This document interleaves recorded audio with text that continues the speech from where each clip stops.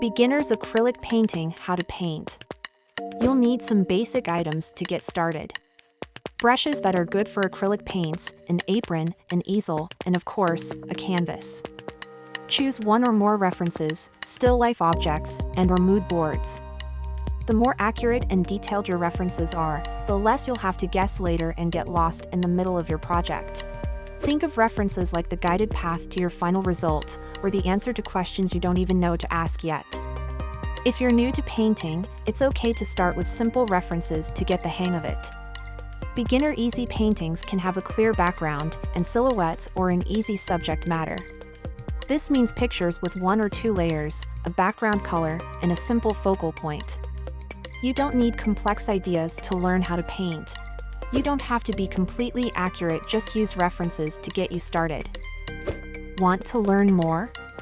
Read the full article.